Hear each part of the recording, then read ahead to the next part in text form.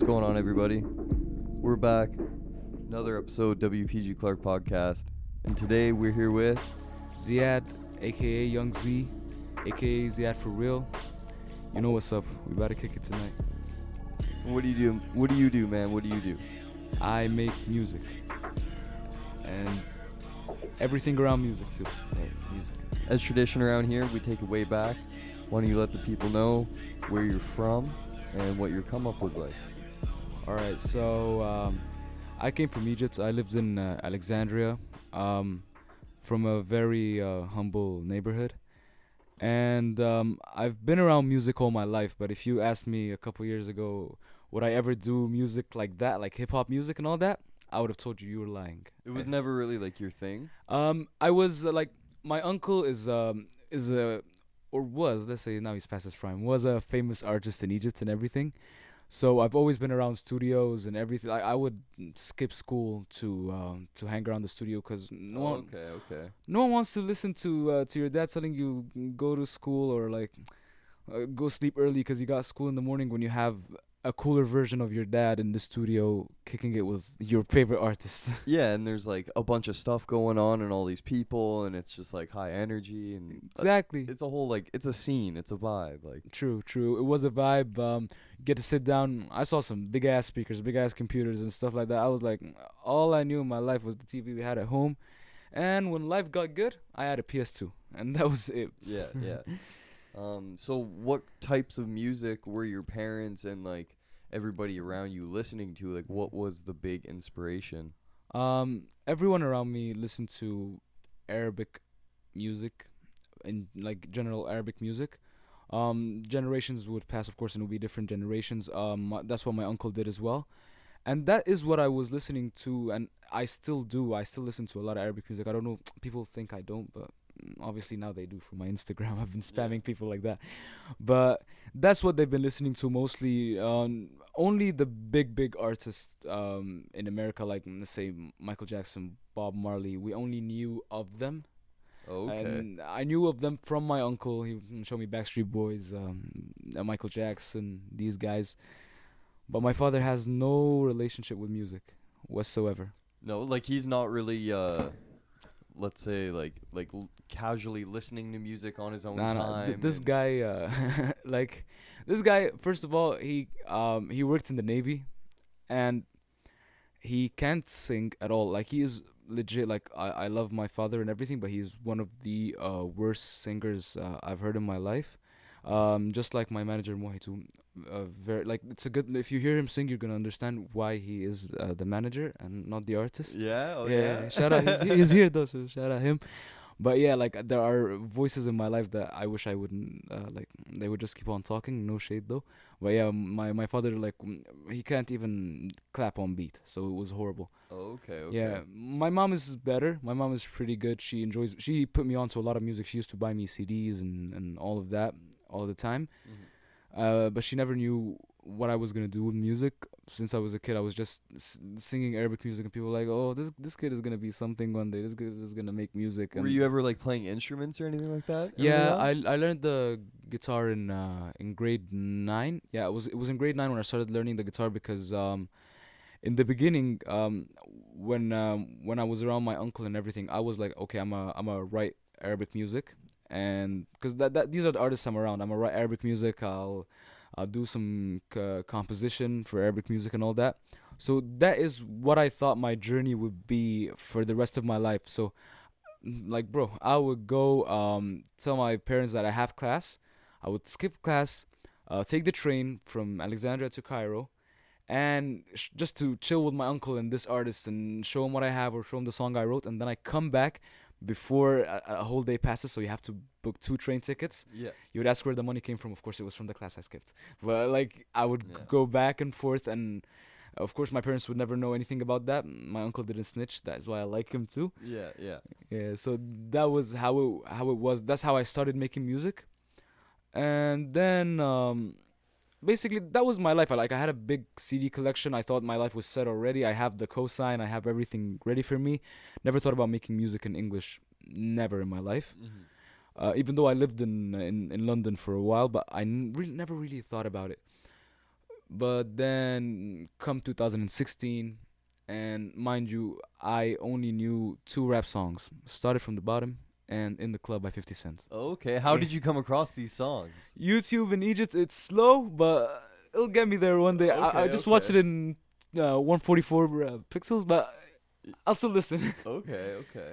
So yeah, and then my father was like, "Nah, bro, you're going to Canada, and you gotta be give me the typical African father type of. You gotta be a doctor, an engineer to be a person in life, and all that talk."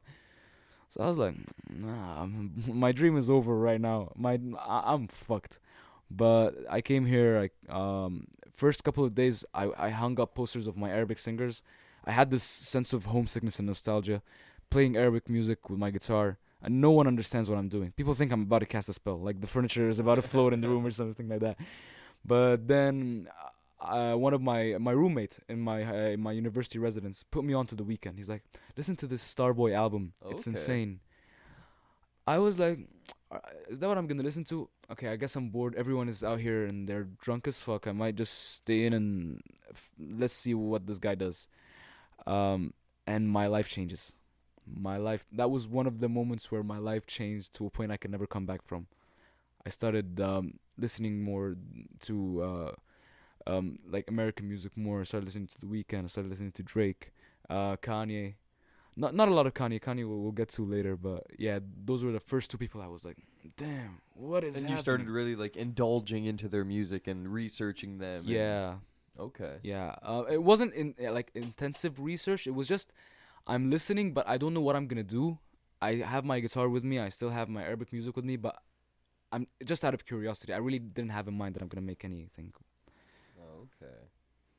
Um so at what point were you like fully committed to starting to create music in English?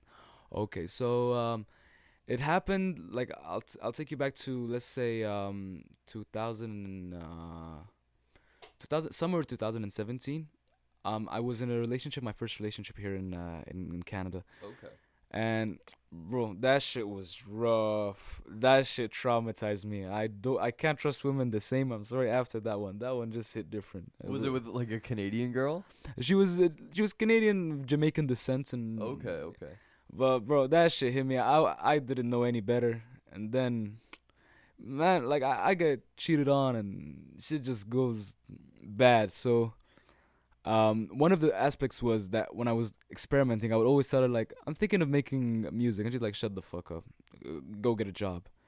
So I'm like, jeez, but I guess she knows she wants the best for me, and Yeah. you're blinded. But then and I would not even spend time with my guys like Mohi, my other manager, Abshefi, all these guys. I would barely spend time with them. They call me a simp. I'm not even gonna lie to you. It Okay. was that bad. Like when you got a girl, like you fall for her hard type Oh, shit. I was, bro. I was committed. I was like, I That's his was, type. That's his type. Yeah. I was. I don't know if I should say this on camera. I was selling weed to provide for this girl. It was Yeah. bad, but then after I hung out with them and stuff, they got to know me. They're like, "Oh, there's more to this guy than a simp. This guy is actually has something." So we start smoking a lot, drinking, partying, and everything.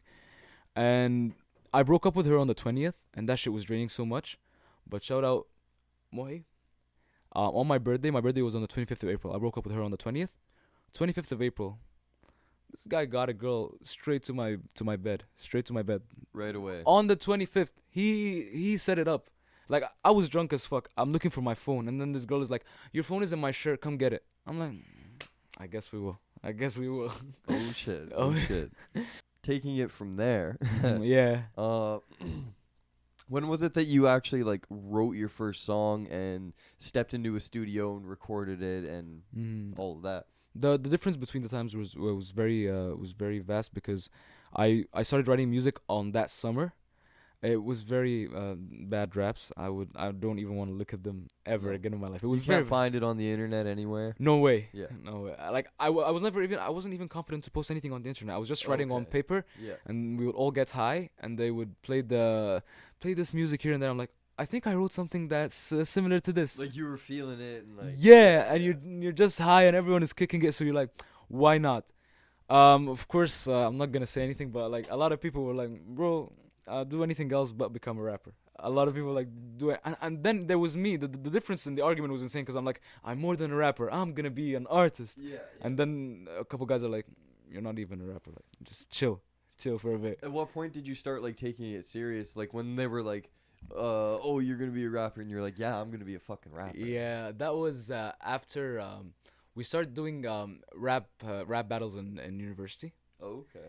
and then I'm at this time I'm listening more, I'm writing more, I'm listening to Kendrick Lamar. I'm trying to get my pen game really well. I'm not rapping on beats. I'm basically just rapping to fit And that. just do the lyric thing where you're just Yeah, playing hard off your lyrics. lyrical Yeah, miracle yeah. type of shit. So I'm there and I start to progress and things are going well. And then I meet one of my friends who I owe him a lot in my life till now. His name is Lord Sonova. He goes by Lord Sonova. So Lord Sonova, I asked him. There was this girl I really liked, and I told him like, and he knew her. So I was like, bring her to my place and let's chill and let's smoke and stuff. He does, and then this guy's like, so you're trying to be a rapper? And he's an insane rapper. He's like, so you're trying to be a rapper, huh? Why don't you freestyle for us? Bro, that shit was ass. I was so bad. Were you like nervous too? I was nervous and I Yeah. never knew how to freestyle off the dome like this. And then this guy came in and told me like, Ziad, you have a nice voice. You should be a singer. I took Okay. that shit to heart. Yeah. I went in. I locked myself up in my room. 3 months. I would only get out to use the bathroom and shower. And yeah, that's the only time I would get out. Basically, if there was a bathroom in my room, no, none of them would have seen me. I would smoke in the room, even though we were paying rent and everything, and it was not allowed. I would smoke in the room. I would drink in the room, do everything in the room. Yeah. You open my door. You're like, first thing, you're like, this room is disgustingly dirty. Laundry all over the floor. Pieces of paper crumbled all over the floor. But after 3 months, I'm like, listen up, guys. I come outside. It's like a dramatic movie scene. I come Yeah. outside. I'm like, listen to what I have. Y'all gonna sit down. Y'all There's gonna like listen. the light coming from behind you. Exactly. Like, yeah. And I'm like, y'all gotta listen to what I have. So, and then I never actually believed in myself, but I started to remember like back then, Mohi was like, bro, if you keep this up, you're gonna be something. Because I remember when I used to even play him my Arabic music and stuff, like, he's like, bro, you have what it takes. It runs in the family. Like, Yeah. why are you trying to avoid it? I go outside, I start rapping to them, and then they're like, "Oh shit, that's not the same Ziad we knew. That's insane." So that day, where I was like, "I need to be a rapper. This is what I want to do in my life." But I start writing without beats. I'm just still learning how to write. And then one time I have an idea for a song. I'm like, I want to go to the studio. I was broke as fuck, and then my boy Safe, he offered to pay for the studio session in the cab. Yeah, like I was down bad. Like I had to walk to the place, and then I would have to come back by cab because that's the only money we had. Bro, all of us were broke as fuck. Yeah. Well, you're Um, all students and like yeah, and we were broke, and to be honest, we spent a lot of money on weed. I'm not even gonna lie. yeah. You were a big smoker. I was a really, really, really big Yeah. smoker. That's how it's I smoked. We smoked a lot. We smoked a lot. Like I remember, sometimes we'd go to sleep. Mohi would wake me up in the middle of the night, just so we can smoke a joint and go back to sleep again. Okay. It was that bad. Yeah. Yeah. So we spent tons of money on that. We didn't even spend money on food. If you open the fridge, you're gonna see milk that was expired 2 months ago. Like that shit is turning into cheese by now. Yeah. Yeah. And Okay. so then I go to the studio. I stand outside for 20 minutes waiting for the guy, and I had no cred, nothing. No one knew who I was, and it was a pretty nice studio. Which studio was it? It was a studio by Lakeland Place down south on Pembina, Okay. and it was the guys there mostly did Afrobeats. So then I Okay. go there, I wait for 20 minutes outside, and you know the weather. You know how the weather is. Winnipeg weather. Yeah, 20 minutes outside. I'm freezing. I lit up the joint I had. I smoked the cigarette I had. What else to do? So the guy opens the door finally, and he's like, "Come back tomorrow." I walk back. And No way. yeah. Then I go next day. Same thing. Guy makes me freestyle for over 45 minutes just to book me a session because no one knew me. He thought like, oh, this is just another white guy that's trying to rap. I was like, first of all, I'm Egyptian. Don't call me that. Like nothing wrong, but let's just get our facts straight. Yeah. So and then Let's put this on the table exactly right now. like let's put this on the table. You make Afro beats, bro. Give me a couple months, I'll make Afro beats like you. Yeah. Don't. So then we just started chopping it up from then, and that's where I dropped my first song on SoundCloud. It was called Dead. It was good at this time, but to be honest with you, I'm gonna keep it 100. If I listen to the song again, I'm gonna cringe. I don't like it. But Well, doesn't everybody feel like that about their old like music and stuff? to some extent, but I think it would have been different because I always had really good ideas. Because I'm not a person that, like, I started off in rap as an amateur, but in music in general, I was not an amateur. I knew what I wanted to do. Yeah. I knew how I wanted to sound like and everything. Not to the full extent because there came times in my life where I changed how I sounded and everything. But I knew what a good quality song should sound like and all of that. I was trying to implement everything.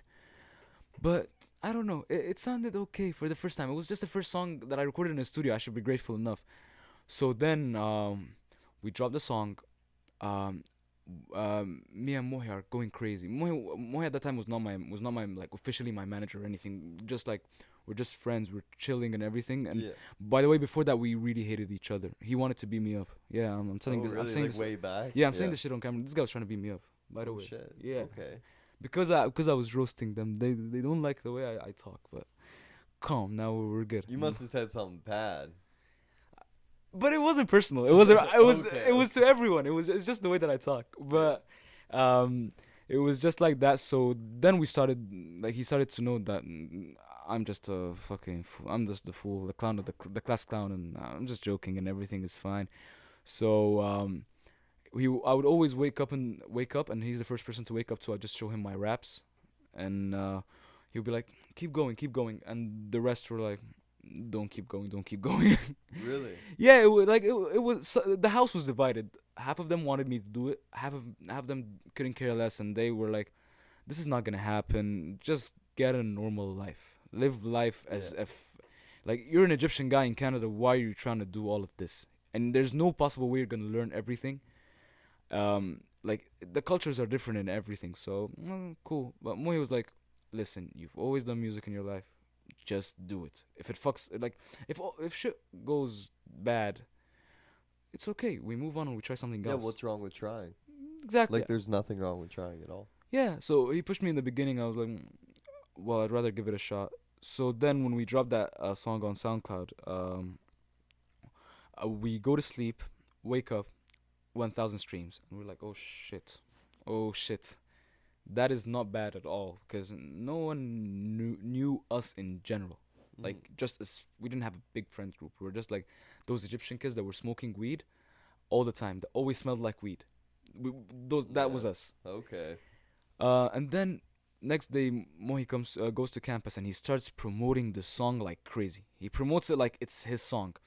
He's going crazy. Every person he sees, Yeah, going up to people. he going up to friend show him the song. groups. Yeah, That yeah. song was shoved down people's throats, bro. And then I do, like, we keep on working and stuff. I'm like, bro, you might as well just manage me. Like, if you're putting all of this effort, you might as well get something out of it, right? You can't Yeah, just of do it like course, that.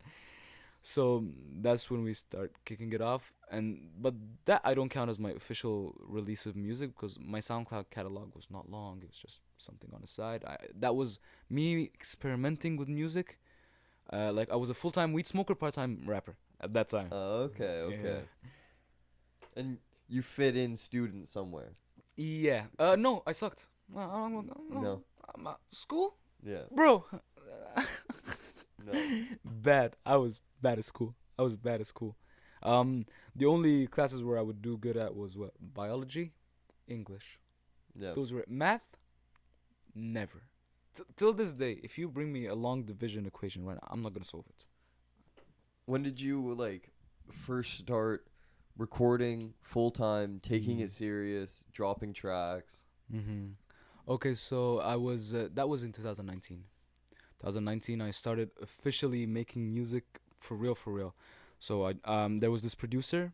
I rapped for him, and he kind of discovered what I want to do with my sound, and he believed in me even though I had no credit. I had nothing to back me Who up. is he? What's his name? Shout him out. Yeah, him shout out. out G-Mix for sure. Shout out G-Mix Shout for out G-Mix, sure, hey. for sure. And he made his way onto my album still. Like J-Mix always a G. Um, but yeah, we were there. We created a lot of music together. I dropped one song called the Gucci. It did well, but it was still just me testing the waters. When I knew that I need to do this for real, it was when I dropped an Afrobeat track. Shout out Bolu, Bolu Ajibadi. We met at a friend's place, and this guy was already blowing up. He was going crazy. People loved him in Winnipeg. And then there was me and 10 friends listening to me. But But he believed in you and wanted you to yeah, start making music and stuff like that. exactly. He believed in me, and I still owe him that.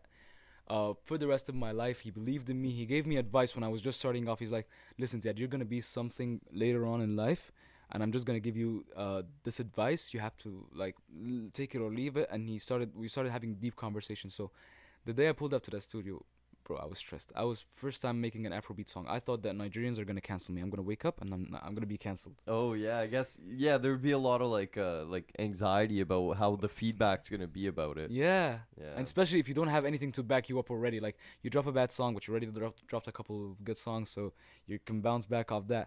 But then, when I was working in the studio, I was practicing like the day before, going crazy. Like, if it was an exam, I'm gonna do this.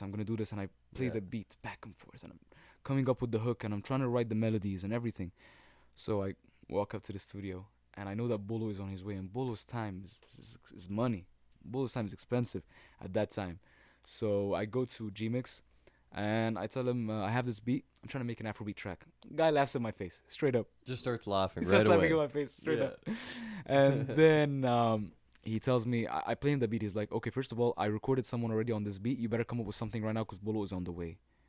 Imagine, like, first time you're making an Afrobeat song, and you have to come up with something on the spot, while the like a big opportunity of your life is on its way right now to you. Yeah. No pressure. But then I just look up another beat. Like, God was blessing me that day. The next beat I looked up, something came up to mind. I started just walking around the room. Mohi had a big ass bong there, smoking there, and I'm pacing around the room. I'm like da da da da da na na na na na na na. And came up with like The melody, a bit yeah, of a melody for it and like yeah. okay. I came up with the melody, and then at this time I was like, if this goes bad, this is not my day. It was that crazy. So then after that, I'm like, okay, cool. I'm gonna just put it on the mic. G-Mix, after that, he's like, it's very Afrobeat. Are you gonna do it? I'm like, please trust me, like, one time. I know you have no reason to trust me, but just trust me. So I do it, and he's like, wait, this is hard. And then Bolo walks in. Bolo thought that it was a Nigerian person doing it in the beginning. So I was like, good job.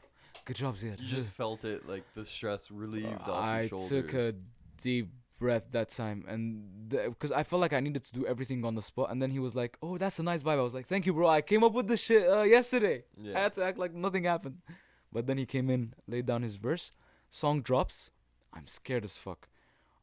We sell out Citizen. First time I'm performing on this big of a crowd. We go there. I'm nervous as fuck. And what happened in the VIP, that's something we'll get to later and stuff. We smoked too much inside the club and everything. But then I'm starting to sing the song, and then I just freeze for a moment. I forget my lyrics, and they are so simple. And people start singing along, singing the song for me. That's where I just realized, Ziad, you're in this shit for real. There's no coming back from that right now. Yeah. So yeah, You have the people's backing. exactly. That's when and it was crazy because God, I don't like to say God works in mysterious ways. God works always in great ways. We just are farsighted to see it. Because when I was dropping this song, I was scared. Every fear I had, and it was a valid fear. Like, of course, I was not trying to show it to Mohi or show it to the team, but I knew they were equally as anxious as I was because that we were stepping out of our comfort zone. And then it just changed. This song changed my perspective on life in general. Yeah. Are there any other shows that stand out in particular? Uh, After that, things became very like, my uphill was more in the music and being with the fans. The shows was okay because of COVID. Of course, I couldn't do as much shows as I wanted to. Until now, when I'm doing shows, like I recently I did a show with Kate Jones. Shout out Kate Jones and Josué V. The show was crazy. The show was insane. I pulled up on my Kanye shit, full belly, black on black. It was crazy, but I just have these ideas I want to execute, and COVID gets in the way, funding gets in the way. Because if I'm doing a show, I want to do full on stage design. I want to Yeah. take you on this. You want to put into it. Yeah, I want it to be an experience, like you're watching a movie.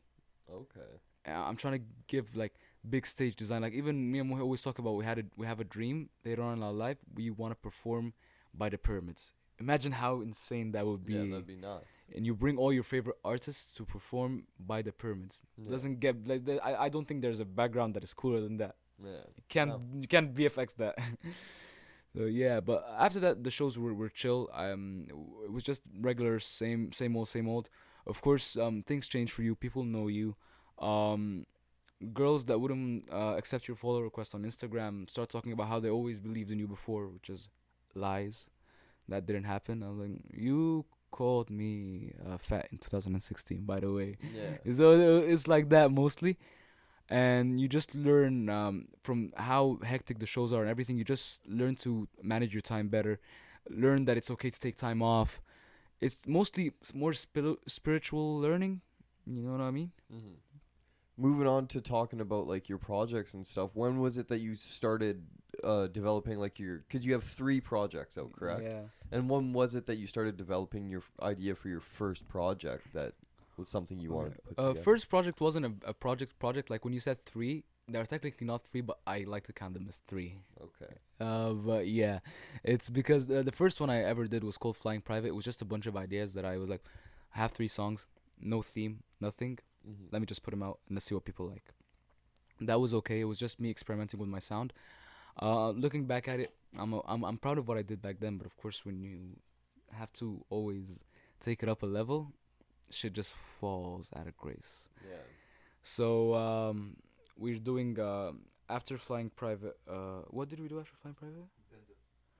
No, like projects.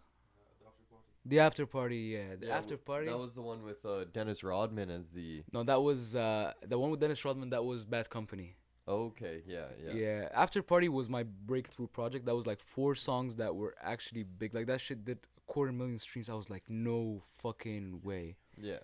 I was going crazy from the bad thing is I wanted to set up a whole show and go around do shows, and then the pandemic hit just at that time. Oh, like planning to promote Yeah. the project. I put in a certain amount of money in the project, and I made half of what I spent just Yeah. because of not doing any shows. But I was like, okay, I'm willing to sacrifice for the sake of the music. It already put me somewhere good in Winnipeg, so I'm glad.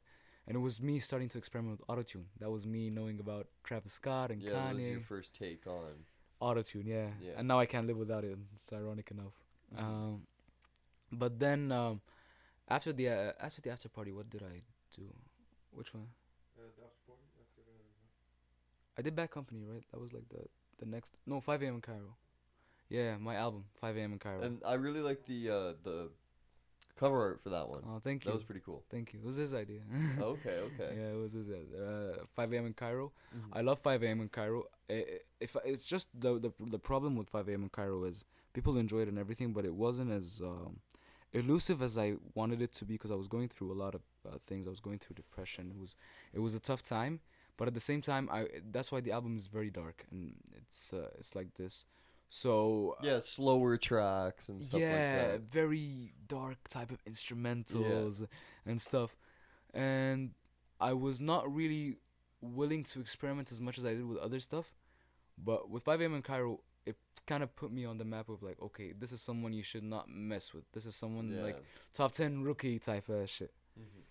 And when 5 a.m. in Cairo dropped, I started making connections, and it was crazy. People would still come back and listen to some songs like Southside Freestyle. Southside Freestyle. This song, I don't know how I'm gonna even top it off. Like I didn't know until I dropped Searching for Serenity. It was that type of song. Yeah. And it was like funny enough, that was the song I thought about the least while making it. Okay. We were all 3 of us guys, high as fuck in a room, just doing verses back to back, and we're like, nice bounce. I didn't think too much out of it. till I got home. And then when I got home, I was like, let me play this song. Just listen to it while I'm chilling outside. Let me just listen to what I have. I played a song and I'm like, this could be the biggest song on the album, and I have not realized it yet. Yeah. And then it actually comes, that manifestation comes to life, and then it becomes the biggest song on the album. And yeah, that was it for 5 a.m. in Cairo. Basically, it was very nice too because I built connections with people, and people started to trust my work ethic. They trust how I want to work. When I'm trying to tell them like I'm trying to do this Kanye thing, I'm trying to bring features here and add features there and do production here, I would stay up working with everyone. If I wanted to call someone for a song, I would put my ego to the side. I'm like, yo, pull up this. I have this idea. If you don't like it, you cannot do it, but like, just give it a chance. Mm-hmm. So they would come in. So it started helping me build relationships with other artists and gaining respect from other artists, maybe even more than fans, because I didn't make it to be mainstream.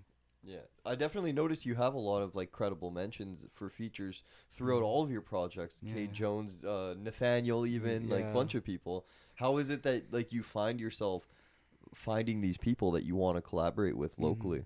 In the beginning, it was of course hard because you have no credibility and like. It feels weird approaching somebody. Of course, but around that time when I started making "Searching for Serenity," my latest album, I was already kind of established in the city. I had the credibility.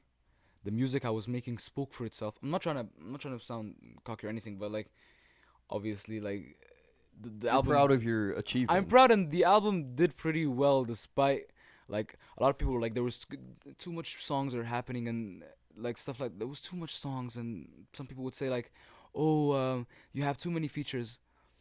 When I knew that this album when it dropped, it trended in the city, and it sold like the most units at that time, and then Manitoba Music even hit me up, and I broke the record for the most placements at that time on their playlist. Okay. I was like, what I did, you get just that sense of proudness of like I believed something despite people telling me otherwise, and it's justified right now. Yeah, exactly. The work spoke for itself. Yeah, so during the album, first it started as a sad EP of 4 songs. By the way, that is something I took from Egypt. In Egypt, the most successful songs for any artist, sad music. Okay. Bro, we turn up to sad music. We play sad music in weddings. I swear to God. Yeah. So sad music for in Egypt is just like water and air. If I'm driving through and I'm having the best day, I could be beside my girlfriend. I'm gonna play a breakup song. That's just how it is in Egypt. Okay. So that was the first time I gave people this dose of sad music. Like they have not seen this in North American albums where like I'm gonna give you a big dose of sad music, almost as equal as to the like the hype music or like that. So we started off as an EP. One of my exes that I knew when I was visiting back home, which we broke up for no reason. We broke up actually for me to come back to Canada to pursue music. Oh wow. Yeah, there was no reason. It's just me having to go back to Canada. So Yeah. that shit was tough. But then after that, she hit me up, and she's like, "I miss you. We still have questions that we haven't answered and stuff like that." I was like, "Why all of this right now? Where you know I can't come back, and Yeah. you can't come to see me. So why are you just pulling my heartstrings like that? It's stupid." So then I take out all my frustration on that EP. Like Searching for Serenity was supposed to be an EP first of 4 sad songs. Okay. So I'm there. I'm at shout out ADT, by the way. ADT studio has seen a lot of shit. Shut up. Yeah, shout out ADT studio, and Odin executive produced the album. But yeah, we were chilling. Mohi's in Egypt, living the time of his life. This guy left me alone.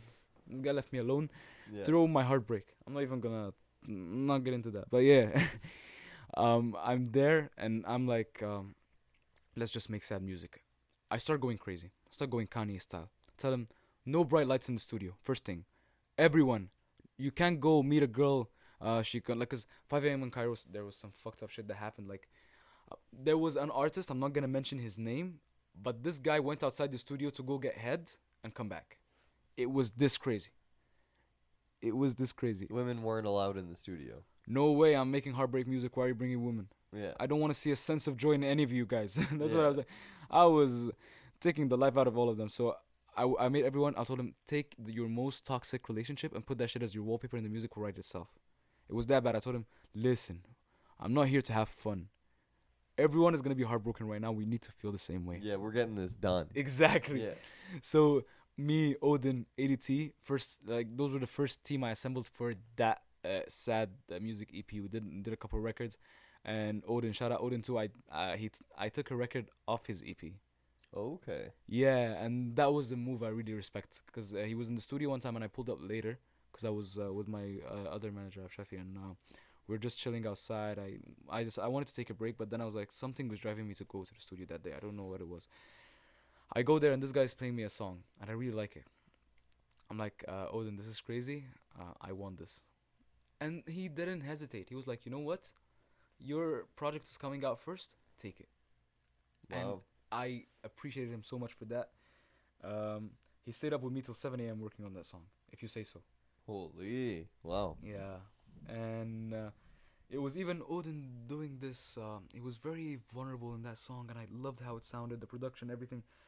I told him, listen, I want this song no matter what. Like, I told him, like, do you want me to beg? And then he was like, say no more, just take it.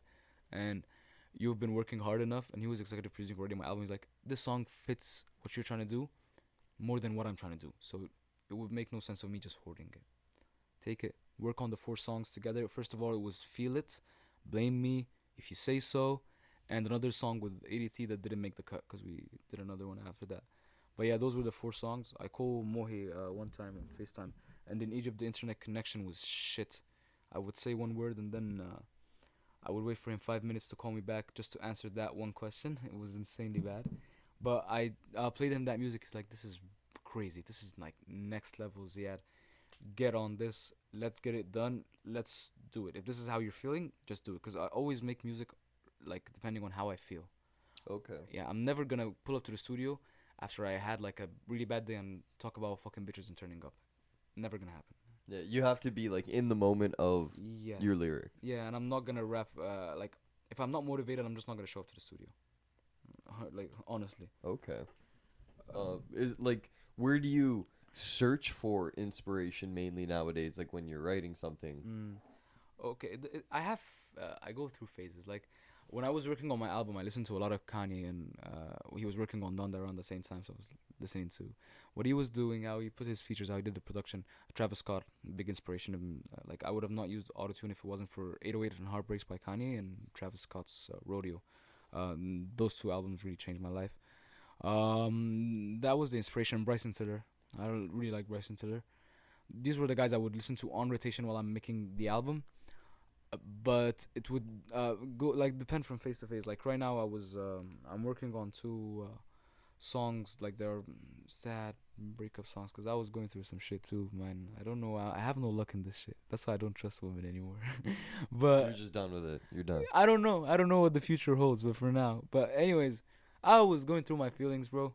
I've been listening to Arabic music, and if you guys don't know about Arabic music, I want to put you on to 4 artists.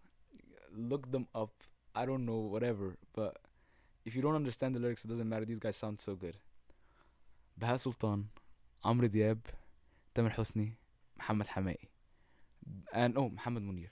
5. Those are the people I listen to on rotation all the time.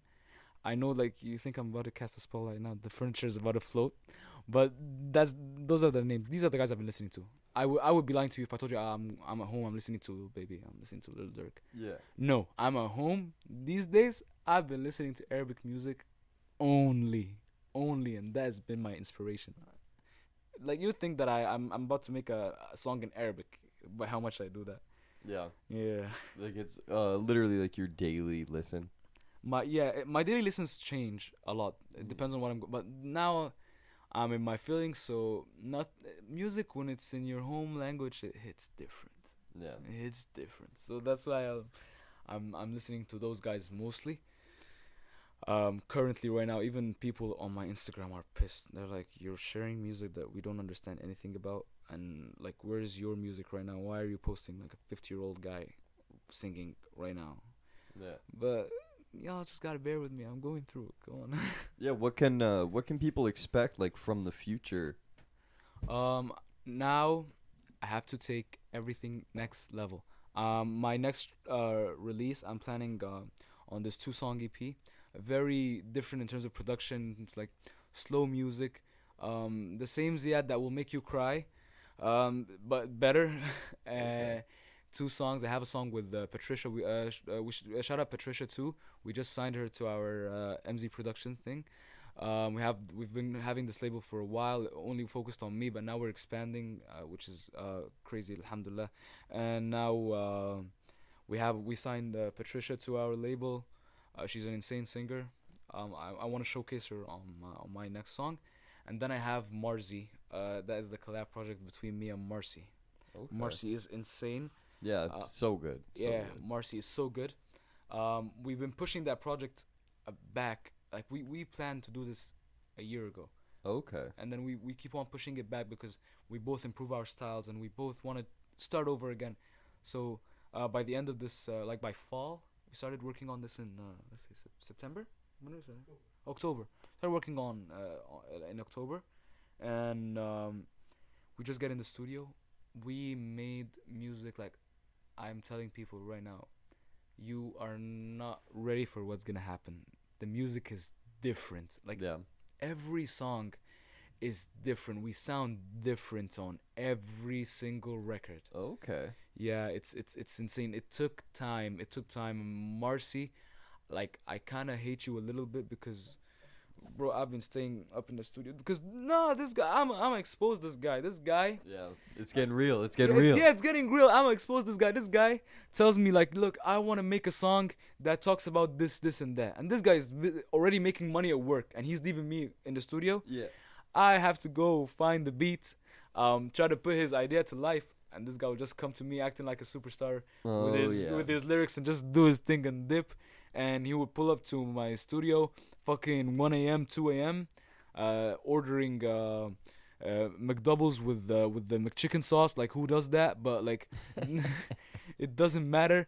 He goes there, and then at the end, it's 5 a.m. and bunch of McDonald's rappers or KFC rappers, and we spend like 2 hours even talking about life in general. But Yeah. to be honest, it's a good thing. Me and Marcy are actually really good friends on a personal level. Mm-hmm. We're really good friends. So the studio session, usually you guys will get lost like doing your own thing, like doing something else. Yeah, we work like it. I mostly when I work with other artists, I never like going to them like, okay, here's the beat, rap, okay, dip. I want to get to know you. I want to know what you're thinking. I remember when I first met K Jones, I was working on something for his. I don't know if I should say that or not. I was working on something for his album, anyways, and we were together, and then we just talked about everything. Yeah. Like if you saw us that day, you would think that we were hanging out for a while, like we've been knowing each other. And then when I called him up working on my album, I spent like I spent 2 hours playing him the new music I had and the ideas I was talking about and stuff. And I was walking around like I'm Kanye. I was like, "You ain't got the answers, Skate. Yeah. You ain't got the answers." Just getting in your fucking Yeah. fit. And then this guy's like, "Okay, do you want food?" Oh, sure. And then we sit down and then we start talking about God. Start talking about getting into politics, topics here and there, family, dreams, and everything. And then I end up leaving the studio at 4 a.m. I'm not gonna air out someone, but someone there fell asleep on the floor.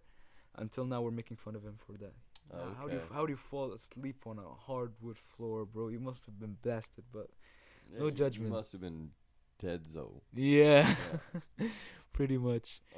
Are there any like other notable mentions for artists that you like collaborating with in the city and just things like that?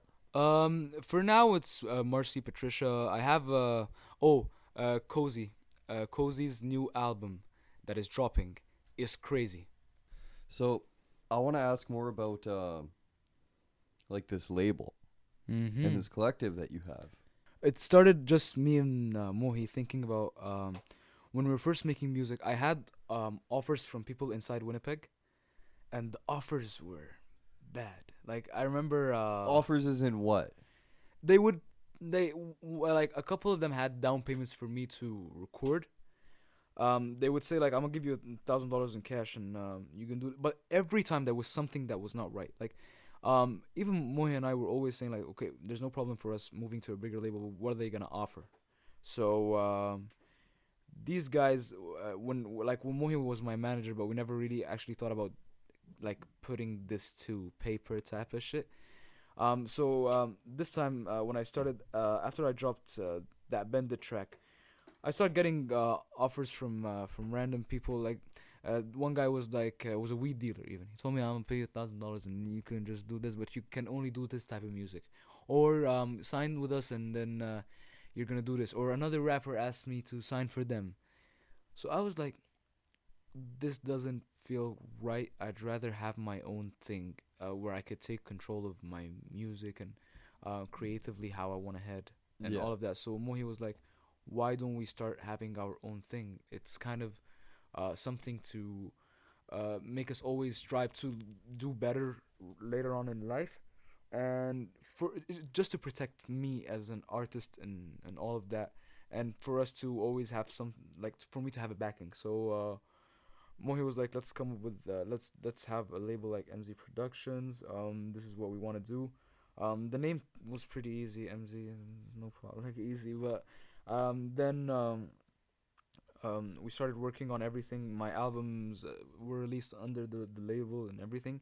Mohi and the team would take care of the promotion side and everything, and I would just take care of about the music. And that was the best relief I felt. I felt like I was myself, because my uncle, what really screwed him over before in his life was that he signed a really bad record deal, which tied him down for 10 years being an active. And did he do it super early on in his career? Exactly. He did it when he was my age. Yeah. So I am very much like my uncle. We are very similar in how we handle everything. Like if you hear him talking and you hear me talking in Arabic, you think we're the same person. Okay. So like that is the person I'm mostly influenced by in my life. But I try to avoid the mistakes he's done. So I was always telling Mohi, when it comes to money, when it comes to stuff outside music, you handle it best because you know about this. You understand how this works and everything. And Mohi at that time, he wanted to work in the industry. He always knew that he wanted to work in the industry, but he didn't know what exactly was he gonna do in the industry. What the purpose was and stuff. Yeah, like what is he gonna? Is he gonna rap? Is he gonna sing? Is he gonna act? But then when that happened, I realized why he's meant to work for the industry. He loves being in the industry. He's ready to make the sacrifice and do what it takes, because it's not all like beautiful and sunny all the time in the music industry. But he was willing to learn, make the sacrifice and everything. So I was like, if I have someone like this, then why do I have to stress about anything else? I just need to create the best music I can create, and that is basically what I should focus on. So then and as an artist, that takes a lot of stress off your shoulders, just knowing all you have to do is focus on the music, for sure, and somebody can focus on the business. For sure, they handle everything. Like even my product with Marzi, I focused on the music, videos that are coming up and everything. They're handling it. Now the team has expanded. My good friend Abshafi has always been there from the beginning, but he actually started to work on it and like get like actually become a co-founder in this shit. Last year? Yeah, after the after party. He helped me write a lot of songs too, by the way, Abshafi. I'm gonna get to him later. Shout out my guy too, came from way back. I even knew him before Mohi. But yeah, then Abshafi decided to work too. He's doing management with Mohi. He's really good at handling finances. He's really good at, and he has a good musical side too, but not a lot of people know about it. My brother is in the label too. My brother is an amazing singer. Like, he is an amazing singer. He's there as a creative. He's there as an artist too, but he just needs to stop being a bitch and release music. That's what he needs to do. Is he just like lacking the confidence to put something out? Needs that push? Yeah, and he's the type of person that likes to play safe. He's more like my dad. I'm more like my uncle. My uncle was the person that used to skip school to make music. Yeah. My brother, he's really good in university. He's doing dentistry, so he's academically driven. Yeah, he like, it's not that he's academic. It's just him trying to secure his future without taking a lot of risks. Yeah. I have the balls. Like when I even talk to people, I am not the best out. Like if I achieved, like, starting from 2019 to almost now hitting 700,000 streams, I'm very grateful. It takes work, but it's not because I'm smarter than anyone. It's not because I'm better than anyone. It's because I had the balls to experiment. And I had the balls to, if I wanted to do something, I would do it no matter what. So that was the purpose. So then the team expanded. Now shout out the this is our first line of exclusive merch. Hey, shout out. Yeah, it's not available currently right now, but you know the deal. But like soon enough we'll have things ready. We were just testing out and we love the design. This means family and hieroglyphics too, Okay, because we're okay. a big family. We're a big family. All right, so for a shout out. First of all, shout out my mama. She's been putting up with me for a while right now. I've Hey, been banging loud music and she can't sleep, but I love you, mom. You know what I'm trying to do. And shout out Mohab, Shefi, Mezam. These guys are my brothers. They've been with, and Safe, of course. They've been with me since day one. Shout out all the artists I've worked with on my album. Odin, executive producing. Odin missed his first day of work because of me. I take that to accountability. Shout out Cozy.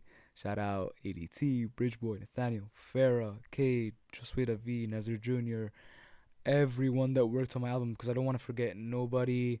Shout out Zenom too, that's my guy. It sucks that he's going back to Egypt, but like, bro, why are you going back to Egypt, bro? Why are you leaving me like that, man? This shit is fucked. But yeah, shout out to those people, everyone that worked with me on my projects, everyone that gave me input. Like they don't have to be a feature, but they were there. Shout out Black Knox, to Bolu, everyone that was with me on my journey, and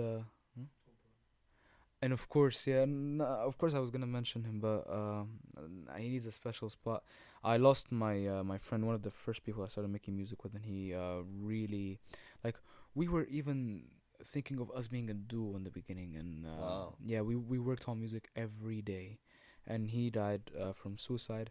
O'Brien, rest in peace, bro. I'm trying my best to make you proud. I feel R.I.P. honored. Yeah, I feel honored that the last track you dropped was with me. Um, like I really hope you found peace right now where you at, and you're in the hands of God. So there doesn't get better than this. I know your life was tough, and I wish I could have been there to help more. Maybe I could have done more to help. But like when that happened, it really hit me, and it made me want to work better because I remember one time I was at his studio, and then he said, "Ziad, you never know where life is gonna take you. Always keep your sanity and your heart pure, no matter where you go." Um, and he said, "Give yourself 2 years, and you're gonna understand what I'm saying." And it's like, it wasn't like him talking; it was something like a spiritual that was talking. Like I can't describe it best, but that time it didn't make sense to me. I was like, okay, we're both high as fuck. It's just saying whatever. Yeah. 2 years pass and everything makes sense. I've faced the obstacles he's been talking about, the challenges he told me about, and everything. So rest in peace, O'Brien, bro. You're never forgotten. You're never forgotten. And a good thing is for the people that love O'Brien, I still have a. There's a song that I have with O'Brien. I've not. This is an exclusive. There's a song with O'Brien's vocals. I'm just trying to get it cleared, and we might have one last dance. Hey, let's Yeah, go. Let's go. Big R.I.P. Mans. yeah. R.I.P. O'Brien. Do you have any final messages to anybody out there trying, dreaming, Hmm. want to make it, all that? I want to tell everyone that is trying or going through anything, mental problems, depression, anxiety, whatever it is. I'm not trying to ever belittle what you're going through because I've been through it. I've taken medication for depression. I have ADHD. I have anxiety, and I know your struggle is bad. I believe me. I understand. Keep dreaming and just remember to sit back, smell the flowers, pat yourself on the back, even if you woke up one morning just 'cause you woke up, took a shower, and even if you got back to bed, good job just by fighting another day in this world 'cause not every day in this world is easy. And just keep dreaming, keep working. Always stay hungry and stay humble. Those are the two H's. My grandfather, to rest in peace to him, he always told me stay hungry, stay humble throughout your life. Always want more, but be grateful. And always remember that whatever blessing you get is from God, and any fallback is just God testing you, and you will come out stronger. Always, and it's always love from my side. Feel free to reach out to me personally if you're going through anything. I will try my best to try to talk to you. It's because a lot of times, most people just want someone to listen. the problem is not that deep, but just they've been in an environment where no one listened to them. I was in a similar environment, so keep dreaming, keep working, keep setting small goals every day. If you wake up one day and you're like, I want to make my bed, that's a goal. Do it and pat yourself on the back for doing it. Um, and yeah, that is what I want to send, and I want to send a message to my fans too, cause um, I would have never been this like where I am right now if it wasn't for you guys. Um, when I came here from Egypt, I had two pairs of jeans, three t-shirts only, and one jacket. And if it wasn't for you guys, I would have not been here since 2019 till now.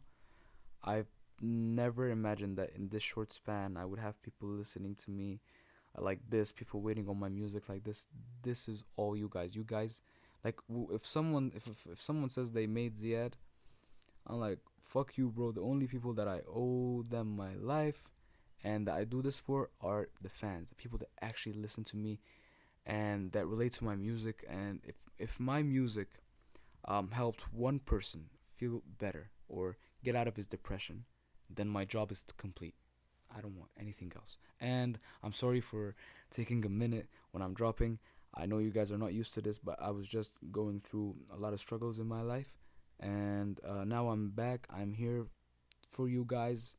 And I will always try to put my life through my music and tell your experiences in a way that you can show your friends. And there's nothing to be ashamed of. We've all gone through our fair share of problems. And I'm always going to be there to help you get through it.